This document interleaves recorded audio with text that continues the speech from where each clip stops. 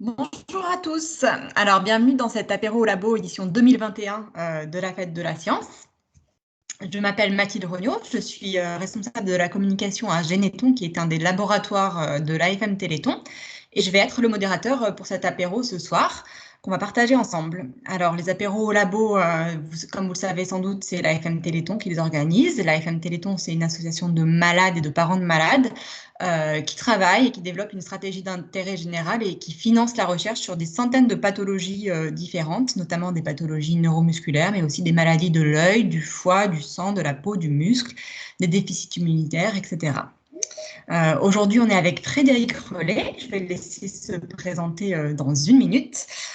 Frédéric Relais qui va nous parler d'une technologie qui fait régulièrement la une des journaux depuis quelques années, la technologie CRISPR,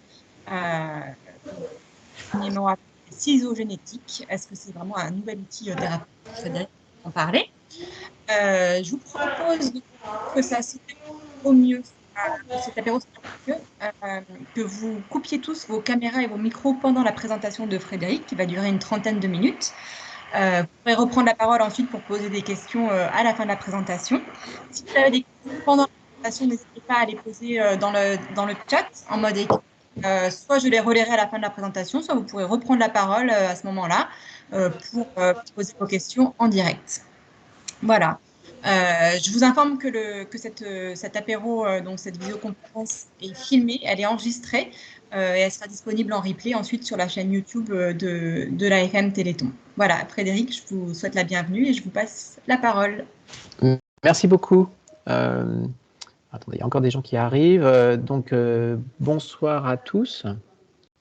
Donc, je vais vous présenter, dans le cadre de ces rencontres, le système CRISPR dont certains d'entre vous ont entendu parler, j'imagine. Et puis, je vais vous montrer quelques exemples d'approches thérapeutiques qu'on fait, notamment dans mon équipe de recherche, pour utiliser ces nouveaux outils sur des projets de thérapie génique, et notamment sur des pathologies qui aujourd'hui n'ont pas de traitement. Donc c'est un grand espoir thérapeutique, et je vais essayer de laisser aussi du temps à la fin de la présentation pour prendre vos questions, parce que voilà, peut-être il y a des choses un peu complexes, et donc j'espère d'avoir pas mal d'interactions avec vous et que vous êtes vraiment libre de poser toutes les questions que vous souhaitez. Alors d'abord, attendez, je sais pas, voilà. Moi je suis donc chercheur.